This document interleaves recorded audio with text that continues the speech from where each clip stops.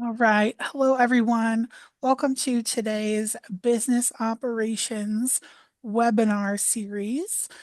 Our topic for today is navigating student emotions in housing processes. And we're going to dive right into our content and then our opportunities for interaction and discussion. If you would like, feel free to participate in the first poll of today, letting us know why you decided to join today's webinar.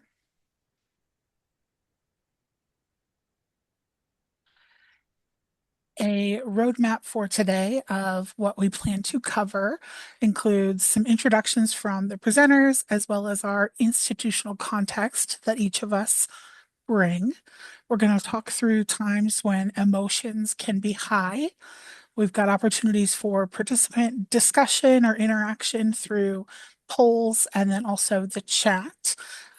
We've got more info on de-escalation strategies, parent involvement and parent partnership, a little more discussion, and then we'll close with asking folks to share out, thoughts and learnings from today. We do have a linked resource there that you can revisit once the recording and PowerPoint gets sent out. We will add things to that once we have that put together. But thank you for being here. And I'm going to turn it over to Alex. Thank you, Elliot. Well, my name is Alex Dominguez. I use he, they pronouns. I'm the Associate Director for Student and Guest Services here at Northwestern University. So as Elliot shared, we definitely want it to be a very engaging webinar. I know that it's sometimes a little bit harder when we're not all in the same room, right, to do some of that pairing and sharing, but definitely encourage you all to engage us whenever we ask for that participation so that it's a meaningful experience. So enough on that and more about Northwestern. Northwestern University is located here in Evanston, Illinois. We are a private four-year Research One institution. In our operation, we have just shy of 5,100 beds, which has been fluctuating over the past year or so as we do a renovation of one of our buildings. But we typically will open our campus, both undergraduate and graduate housing, as you can see here, at pretty much capacity, right? So 99% capacity in undergrad. I think when we opened this past fall, we had officially like 10 bed spaces remaining on campus. We do have a 2-year live-on requirement for our new first-year students, and then a 1-year requirement for transfer students. One thing I'll add, our transfer students, we do have a policy that allows them to request an exemption to that live-on requirement if they are either 21 by September 1st, or if they are matriculating as a rising third-year or fourth-year student, then they can request that exemption. In terms of how we run some of our larger housing processes, we are doing room retention for returning graduate students, so they can just go into StarRes and retain their unit or request a different unit. For our undergraduate students, we do room selection for our returning undergraduate students, so that's going to be our rising two-year students and above. And then we do utilize auto allocate for our new undergraduate and graduate students. What do our staffing models look like for frontline staff? So when we think about the occupancy team here at Northwestern, we have 6 full-time employees, the associate director, which is me, an assistant director, 1 occupancy coordinator, 1 admin assistant, and then we have 2 program assistants in our graduate front desks as well. And then in terms of our home line, which is our phone system that our students call, or anyone can call, right? And when they're trying to reach housing, we call it the home phone line. And so we have 4 undergraduate desk clerks. So those are the folks that are working our 4 undergraduate residential area desks. They help us staff that line during the day between 9 and 4. And then we typically have 6 to 7 homeline assistants. So these are students that we hire to specifically work on our phone line and answer questions. This little map here that hopefully you can see, it's not too small, but it's a kind of an overview of our campus, and those yellow boxes kind of delineate where the two main buildings that have our residential services offices are. But our main office is located in a shared academic and student affairs building. Our front desk is staffed by our admin and the HLAs. And then in terms of this will come up hopefully in our conversation, when we think about privacy and sometimes needing a private space to have some of these escalated conversations or trying to de-escalate an escalated conversation, we do have individual offices. And then we do also for our staff that might be, say, in the cubicle, which we only have one, and then our admin who sits in the front, they do have access to conference rooms where they can either reserve it if they've scheduled a meeting ahead of time with the student, or if they just need to pop in and it's free to have a more private conversation with the student. And I'll turn it over to Elliot. So I am Elliot Hale Lingner. I use they, them pronouns. I am a contracts and assignment specialist at the University of Iowa in University Housing and Dining. So at the University of Iowa, we're located in Iowa City, Iowa. We are a public 4-year Research One institution.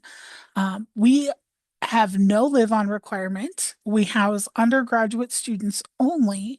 And this year, our numbers were about 6,600 and change for the number of beds. We do see that number kind of expand and contract depending on construction projects and then our ability to flex spaces to either flip them into more of like a study zone or flip it back into a student room, as well as flexing spaces that were designed triple occupancy down to double occupancy or vice versa. So we have for this past academic year, 5,388 new undergraduate students, and then 1,167 of those returning undergraduate students in years, sophomore through senior through Victory Lap. We do room selection for all of our students. So the returning students do their room selection in February of the year that they're going to be returning that August. And then our new students do room selection in June before they come in August.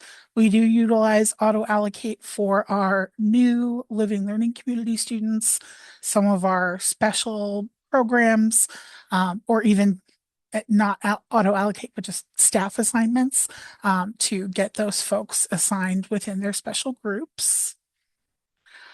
Our staffing models for frontline staff at Iowa, we also have 6 full-time employees on our contracts and assignments team.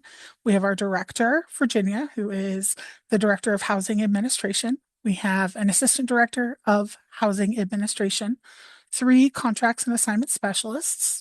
I'm one of those people. And then we also have an administrative project manager who takes the lead on all things related to our StarRes portal and housing applications. For front desk, housing email, and main phone line support, all of that support is provided by undergraduate students in the AOA role or administrative office assistant. So they sit at the front desk in the University Housing and Dining main administration office. So they assist walk-ins, they answer the phone calls for all of housing and dining because we just have one main phone number that's published. And then they manage the housing at UIowa email address. We typically have one of those staff elevated into a lead position. They're still an undergrad student, but they have some extra responsibilities in regards to scheduling, training, those kinds of things. Our office is located in, I think, what's technically an annex of a residence hall. So we're part of a residence hall, but we're kind of our own little part. In the picture, you can see the star where we're located. There, we're surrounded by residence halls on this side of campus, but then across the river, which you can see kind of towards the back of the photo. If you were to have the image expanded out to the left, you would see the buildings that we have on West Campus. And then as for privacy, the director and assistant director have offices. Other pro staff are typically in cubicles, and then everyone in our office, because it's not just contracts and assignments here, we also have residence education leadership, dining leadership, uh, communications leadership. Uh, Everyone else either has an office or access to three different conference rooms. And with that, I will pass it to Jamie. Hi, good morning, afternoon, everyone. My name is Janie Sacco. I use she, her pronouns, and I am the Assistant Director of Occupancy Management over at the University of Washington in Seattle. My office is located in Seattle, Washington. Seattle, Washington is a urban setting, very high pace for our students. The University of Washington has a pretty big blueprint, so we are our own zip code. We're quite a large campus, and we have residential neighborhoods on two sides of campus, one on North Campus and one on what we call West Campus. So University of Washington is a public four-year Research One institution. We recently moved from the Pac-12 to the Big Ten Conference, and on campus we have 9,089 beds. Our occupancy was almost 100% this year, even with the competitive off-campus market. And we house majority the majority of the folks we host are going to be our undergraduate population. So 99% is going to be our undergraduate students who are living on campus. Oh, sorry. These are occupancy rates. We have about 99% occupancy for our undergraduate students, which are 8,818. And then we have 271 graduate students operating about 97% capacity. UW Seattle does not have a live-on requirement, so students are not required to live with us. However, we do see that about 75 to 80% of first-year students do choose to live with us on campus. Then we have a pretty big melt as students move into their second year, but once they get into their second year, students stay with us, tend to stay with us. So we'll see about, 70, 75% occupancy year over year from that junior to senior year. In terms of how we do assignments, students, returning residents go first. They have the highest priority, so they're able to retain their rooms for the upcoming year. And this is actually our first year operating in Star Res. And so they were able to go through, do that same room process. They're able to share their return of priority with current students who don't live on campus, as well as incoming students, and select rooms for them. So they go first and they do their own self-selection.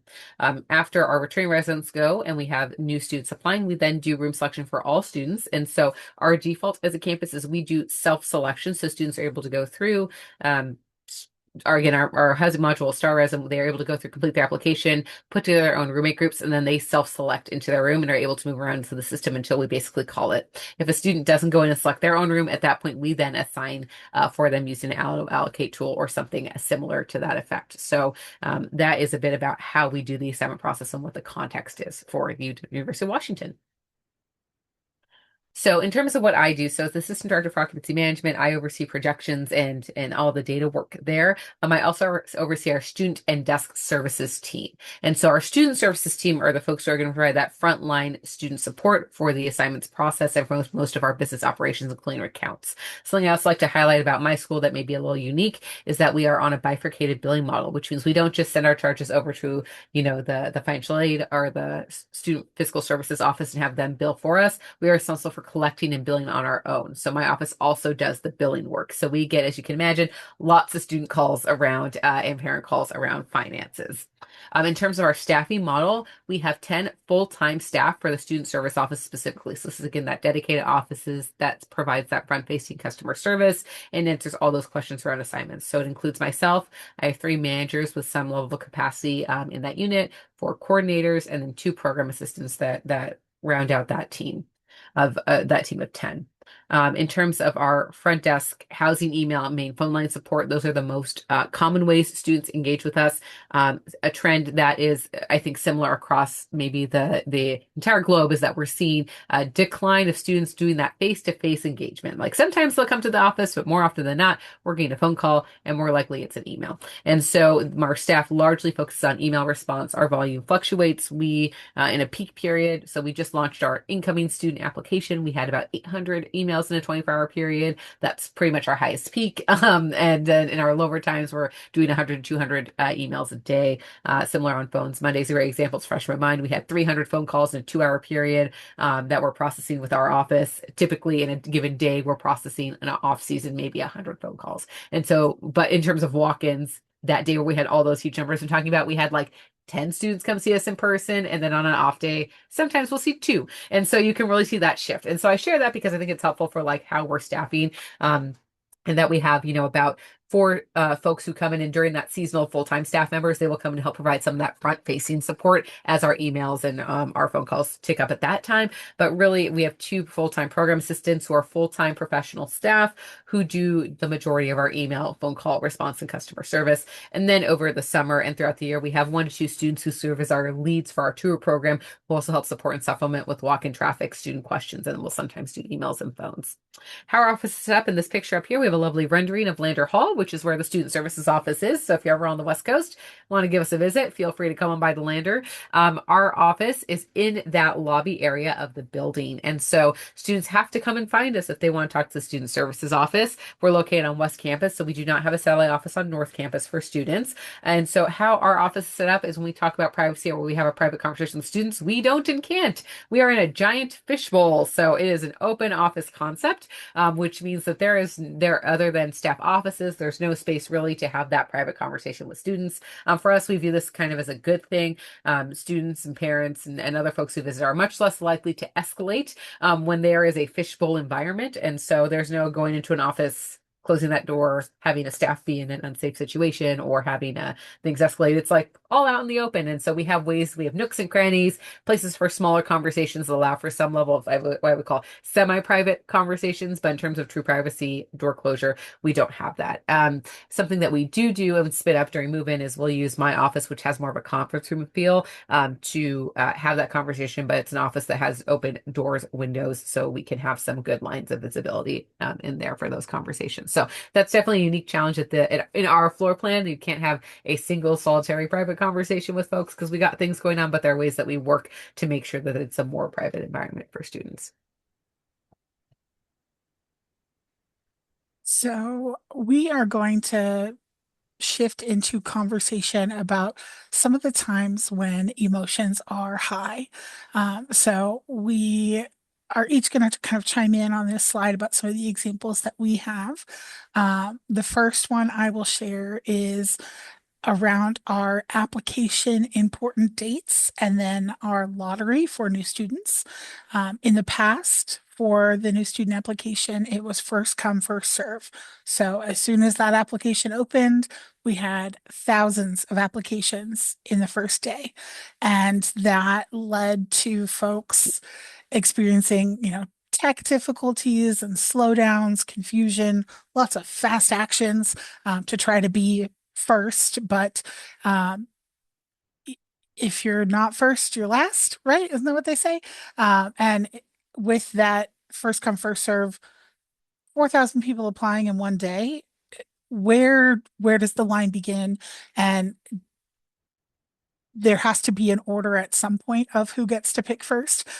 So yeah, the people who applied on day 1 were not getting to pick their room until day 5, 6, 7 of room selection. So we are made some changes, and now we operate the new student process with the application opens in January, and then there is priority by month. So we say everybody who applies in the month of January gets put into a list, randomized, and then assigned their lottery number. And that lottery number coordinates with your eventual time to log into the portal to make your selections. And we do that each month. So at the end, once we hit February 1st, we'll do that for our January folks. And then once we hit March 1st, February gets added. They basically get to line up right behind the January folks, and so on and so forth.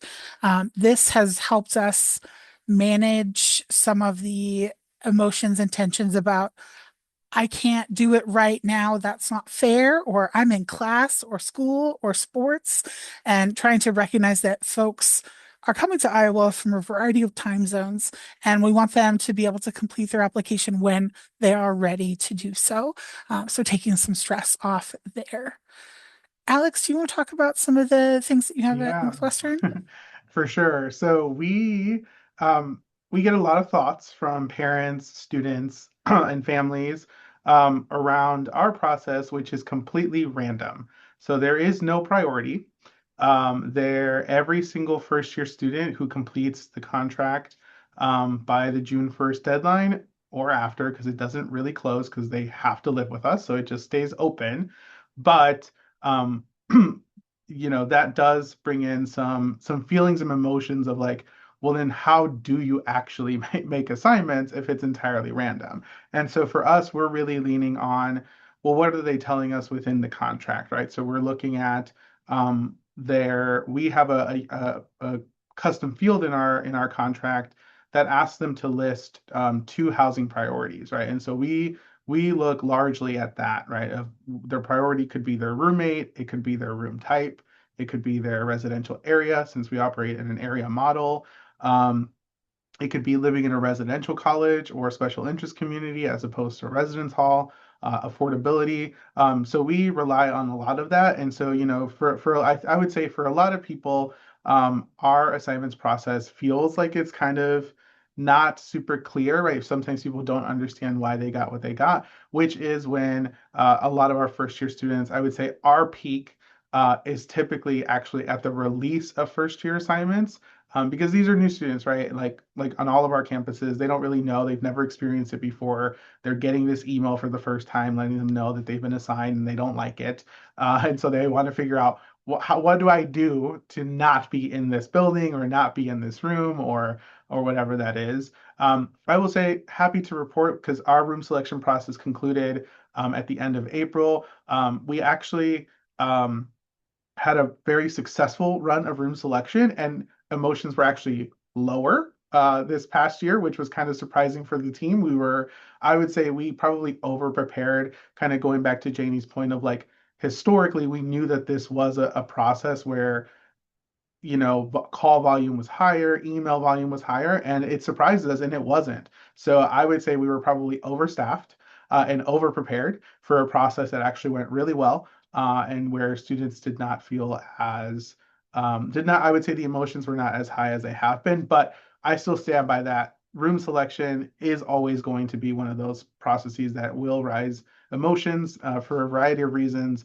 Obviously, on our campuses, I think we all know like single rooms are wanted, but they're limited, right? So we can't just build another building with all single rooms, even though our students want it. And so we eventually run out of that, right? We eventually run out of the newest building and people are upset because they're not there. We'll run out of singles. So I still stand by that, but I'll let Janie talk a little bit more about hers. Yeah, absolutely. So we our first year assignments are done based on priority based on date. So otherwise it is random. So you get a randomly generated lottery number and you get to go in at the time you're assigned based on your date to apply. So priority one students, it's very similar in terms of our experience. Students really wanting that private double on North Campus, which absolutely does not exist truly in our inventory. This was a trend I had to track down one year. We're all in on the parent page, on student page, we're like, there's no doubles on North Campus. What's wrong with the system? And I had to explain to lots of folks that like you've made up a room type. If you go on our website and you look, there's maybe 10 of these on North Campus and they all go to our returners went first. So doing some re-education. And that was really helpful though, because on future years and in future ways, we have communicated what they're most likely to get. And the fact that this room type that people are interested in just doesn't largely exist for our first year students. And so, my favorite quote I've ever gotten from a parent that was public was that housing and food services made it so difficult to get housing, it's harder than getting Taylor Swift tickets. So that one will definitely stick with me in our professional career because we couldn't get that double private room. I think that, with that, we also with first year students, it's a lot of education and learning. So as we're looking at, those first year assignments, I think the goal for our campus is like really making sure students know they are getting housing and getting students prepared to get, that they might not get their first choice, but what is their second, third, fourth choice, and how do we navigate through that? And so that is definitely a high emotion period for us.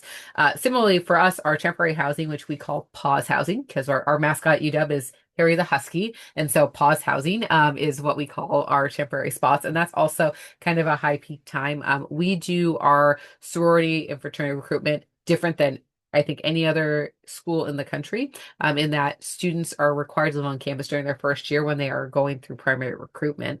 And so we have a housing guarantee. And so with our pause housing, you get a really high emotion situation because students who end up in it are students who are unsuccessful in primary recruitment through Greek life. And so they have in essence gotten the double no. So it's like, no, you can't be in the sorority fraternity of your choice. And also now you get a temporary or a pause housing assignment as opposed to getting what you wanted. And so dealing with that double no can be really challenging for students, as well as working with parents. And so that's an area we often talk about. We do get some feedback in terms of our high occupancy pause housing spaces, but in terms of the ones that are lower occupancy, which is like 3 to 6 residents, we really don't get that feedback. But we're very aware in that season, we often staff up. We even, in response to this, made sure that these processes that students are running were happening during the workday, which might seem like a common thought, but oftentimes with things where it's student involved, things are happening late evenings and the weekends. And so students would often have to wait to get a hold of us. And so by the time they've now had a moment to sit on it, they found out the results maybe, 5 p.m., 6, 7, 8 p.m. at night. They're now 12 hours into being very frustrated, walking to our office. And so we worked with our team to adjust that to a Thursday during the workday so students can then have that time to see someone in person and not just waiting. So those are a couple pieces for us where we see emotions are particularly high. I'll kick it back over to Alex to chat about the room selection process. I think we're ready for the next slide, right? Yeah. As we go into the next slide, if you all want to start thinking about a memorable escalation, maybe it was Taylor Swift related, maybe not, but that you've solved successfully, keep that in mind as we go through the presentation, because we are about to turn the tables and invite you all to share out in the chat, or you can unmute to share as well. So, for our participant discussion for a few minutes, what is something on your campus that's a hot topic, maybe unique to your campus and or creates a unique problem? And put your thoughts in the chat. If you'd like to unmute, you can raise your hand or just start talking. We're happy to hear from you all about what is going on your campuses, because you're probably not alone.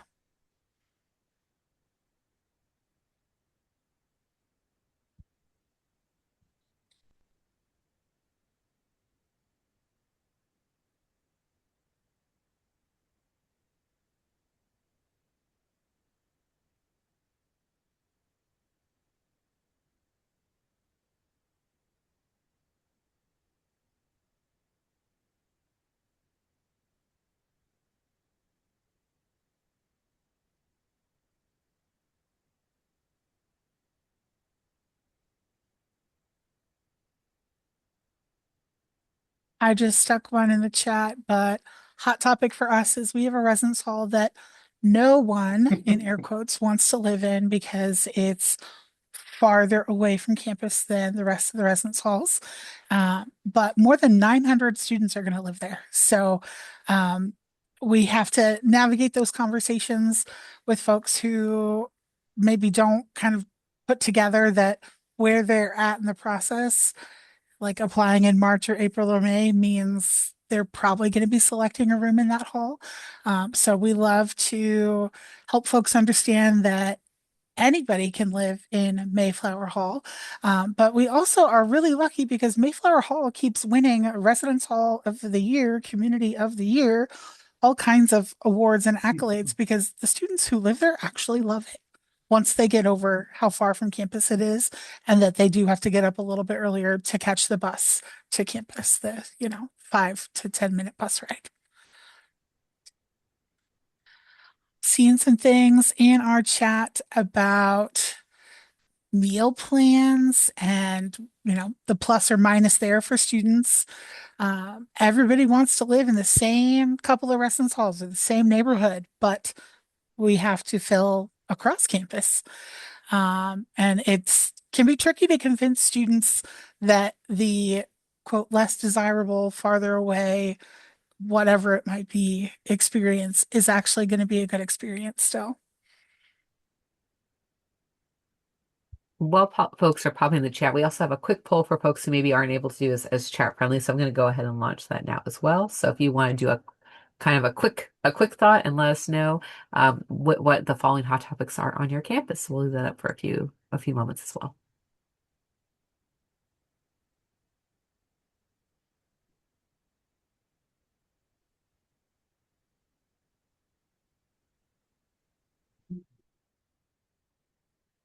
Something we have at Iowa that I encounter on a frequent basis is we have a lot of students who are in-state students, and then we have a lot of students who are out-of-state students, and their housing bill is exactly the same, no matter where they're coming from. But their, university tuition and rates and things are going to differ depending on in-state or out-of-state. And so talking to folks who say, well, I pay so much more to be here as an out-of-state student, and recognizing that yes, they do for their classes, but in housing, we are, equal opportunity. And we also don't have any live-on requirement. So if folks are not happy with what their options are, they can live off campus if they'd like to. But we have to be gentle in how we deliver that because we don't want to just say, well, you can live off campus, you can go, because we want them to feel like they can be part of the community that we're building here. Yeah, we're getting some good participation, but I'd love to hear from. I think one that surprised me is rates and affordability. Anybody who may have selected that and can talk a little bit more about like what exactly, kind of like Elliot, similarly of, folks saying they're paying too much. But if anybody who selected that wants to share, I'd love to hear more about that.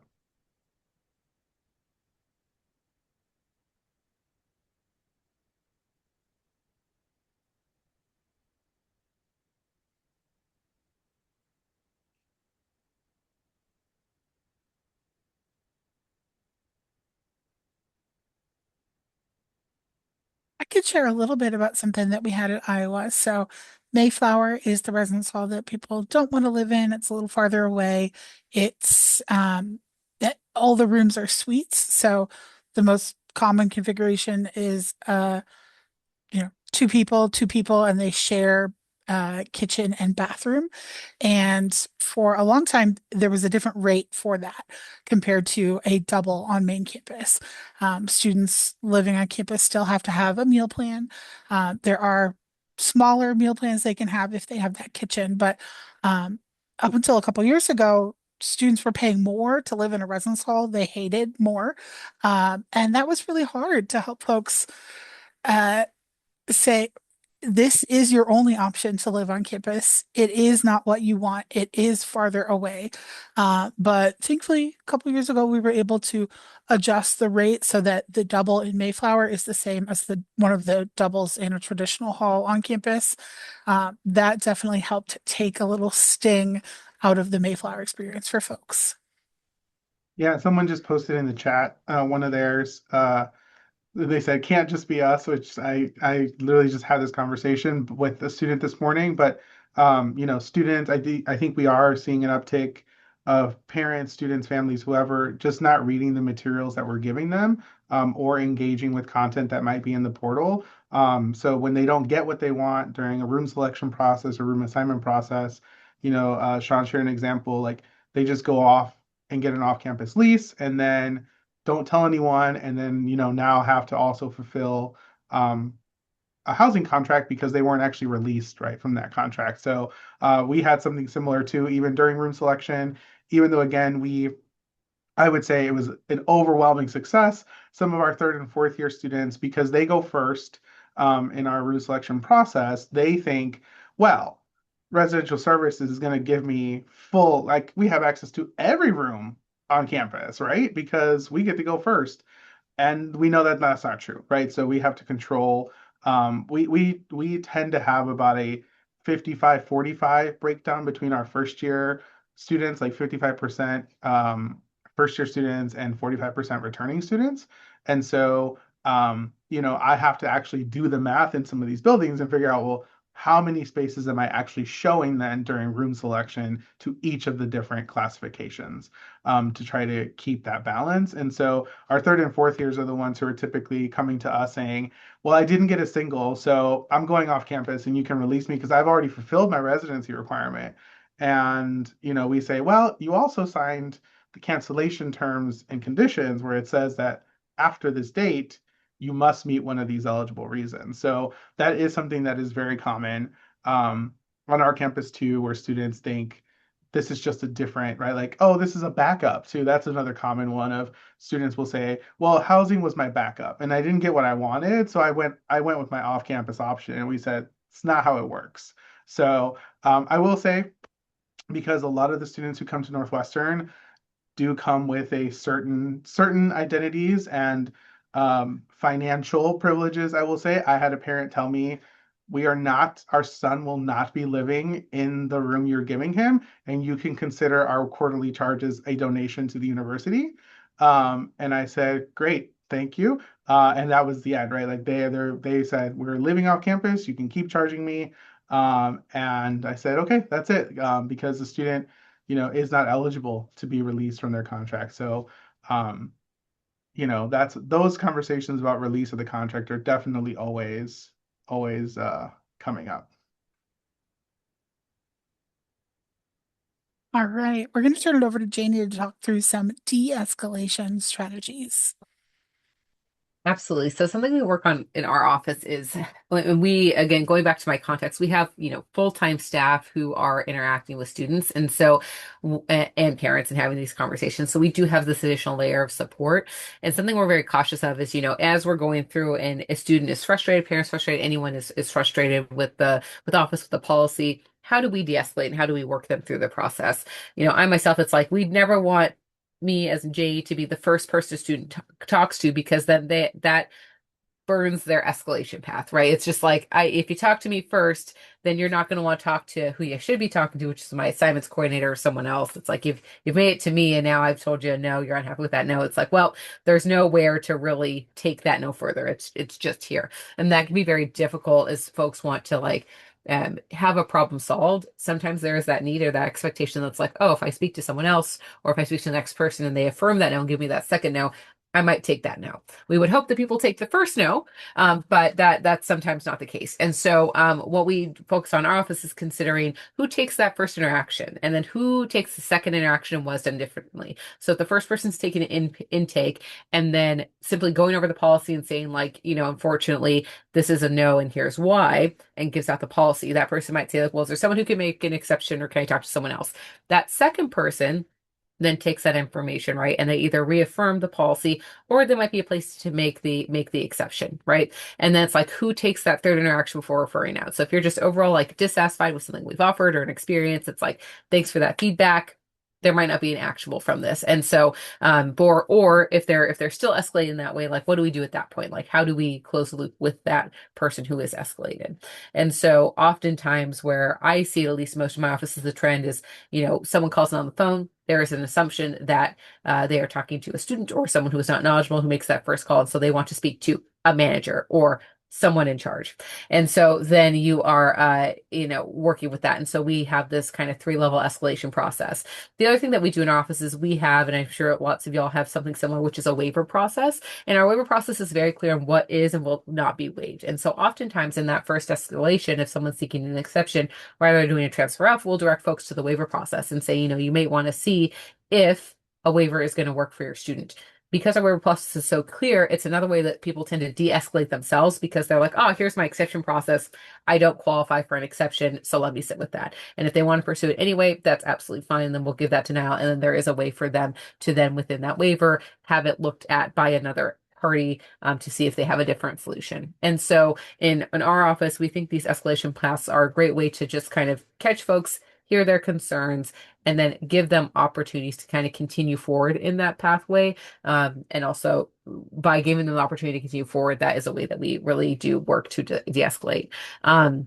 And then I think that we have to also have to be aware and clear, working with a new demographic of students, like we're now working with Gen Z students in higher ed, right? That's not new, but Gen Alpha students are coming up. And the thing that we notice in our office is a new and upcoming trend is like the idea of compensation for everything. I had a student, and this is very true this year, who was like, one of my sockets wasn't working. Mind you, they had like 10 other sockets in the room. I would like the charges waived for the year. And I was like, I'm not going to pay you $15,000 for a socket that's not functioning. That is not how we're going to be operating on this, right? And so you see these new things um uh and trends come up. It's important to be aware of them, so that way we can connect. There's this I had another my perfect example is I was, in the office, I was hanging out to me and I saw a student who needed something. I stopped, had a conversation with them. I give them all the information and I answer the question to what I think is the full extent. We've kind of got to a place and they were just like, no offense, but can I talk to someone who's actually in charge? And so I was like, oh, hi, that would be me. I am the person who's actually in charge. And so things like that happen as well, right? Because we have people who are making assumptions. And so it's also being aware of our staff and making sure that there is an opportunity for them to pause, maybe de-escalate themselves, make sure they're bringing the best customer service forward to their students. And so I say that as share this example. Something to keep in mind is that these are also the interactions that, folks are having with us. And so when we're working with our staff on how we work with customers, we also have a clear line of like things that are tolerable and acceptable and things that we would not accept. So, person yelling on the phone, screaming, raised voice, we don't accept that. We simply will disconnect the call, right? And that is an office standard. And we always let people know, you know, at this point, we're going to go ahead and de-escalate this call. You're welcome to call back at a later time. Same thing if we have someone come in the office who's very frustrated. I will say, and I've said before in my career, I'm like, you know what? You're really frustrated. I get that. I need you to either have a seat or take a walk outside our office for a moment and then come back so we can have a conversation. And so, as much as we want to make sure we have those pathways to help de-escalate, we also want to make sure that we are drawing our firm line or firm stand or where office will or we're not tolerate, because I often emphasize with my team, we're not there to just take a verbal lashing or whatever. We're there to provide support. And so we want to make sure that when we can, we do that. And then also knowing when to conclude. Like at some point, when we're working with the call and it's looping around, it's okay to name for folks. We've now come back to this topic a couple times, and I'm not gonna be able to give you a different answer. And I know that you're not satisfied with it. So your next step is like you're welcome to follow up by email. But at this point, I've done what I can for you in this moment. And so kind of giving those nice scripts and language to be able to end the call if it's not, or end the interaction with the in-person folk or the person on the email if it's just not moving forward and it's just we're at an impasse. So some of the strategies we use and things we're seeing in terms of trends in our office. Yeah, I want to quickly jump in there too, to talk about one of the resources that we have in the folder that we shared. And I actually think that the link might be incorrect, so I'm posting it in the chat for everyone for the Google Drive folder. But one of the resources that we have in here is a guide that I actually updated from one of our Big Ten colleagues at the University or Michigan State. And so they have a customer elevation like process guide. And so I created a template that all of you can use. It's blank. You kind of fill it in for your own department. But basically it's meant to help you, but also then your frontline staff, whether that's students or other full-time employees, about like what are our level 1, 2, and 3 like concerns. And then especially for level 3, like who's the subject matter expert on those things, right? Because sometimes it is not the student, right? The student only knows as much as we've told them or trained them to say or respond. And so the response from the student may be, oh, I have to submit a callback log for, Sarah, who is our housing access coordinator and does everything for housing accommodations, right? Like no one left on the line, right, can help you in that aspect. So I did put that in there. Again, it's blank. It's also a Word doc, so you can edit it, use it. We have found it very helpful to kind of triage. The last page is more of like an actual visual guide of like, who takes that level 1 call? Where does it go after that? Is there an immediate concern? And if so, who takes it from there depending on, is it a wellness check or is it, something to do with like an immediate need to fix a student bill or things like that? Or is it something that's not necessarily as urgent that could be, routed down to a resident director or not? But we will move on. I just wanted to name that. We will move on to parent involvement. I think I've seen some folks putting in here. I think Virginia from Iowa put in here something about not we can't understate the impact that we're seeing. Our offices are sometimes seen as like a store, right? Where like they're always right as the customer, and we must fix it, right? And so we have to make the problem go away. One of the things that we have found super helpful on our campus is our involvement with parents, right? And what that looks like, and which is why we wanted to focus a little bit on this. So for us, we do a lot of collaboration with our admissions team. So throughout the year, we'll have multiple webinars with, they're technically sent to the admitted students or prospective students, but their families also get links to those. And so we've seen a lot of success in the information that we are sharing in those webinars. We see a lot of engagement. Typically, it'll be myself and a couple other of my colleagues from the housing side. We'll do a quick, maybe 10 to 15 minute like content. Then we turn it over to a student panel led by one of our faculty and residents. And really during that, when the panel starts, is when we open the Q&A. So they have to listen to us without being able to put in questions, put things in the chat, and then when the panel starts, that's when they're allowed to do Q&A. But we just, there's so many of us answering questions, making sure that they're getting the information that they need, because yes, we know that they're not going to read every single, publication or newsletter or portal message that we put out there. But the webinars have been really successful for us in allowing us to actually have their attention for a short period, even if it's for a short period of time. I know that orientation program involvement might look different on other campuses. But I think for us, like anything you can do to increase this, and I think we'll go to the next slide because I do want to hear from folks like, how are you all proactively or positively partnering with parents and families on campus? Again, feel free to put it in the chat or unmute to share with the group. What are other ways that folks are partnering with parents and families to really ensure that they have the information and have a successful residential experience?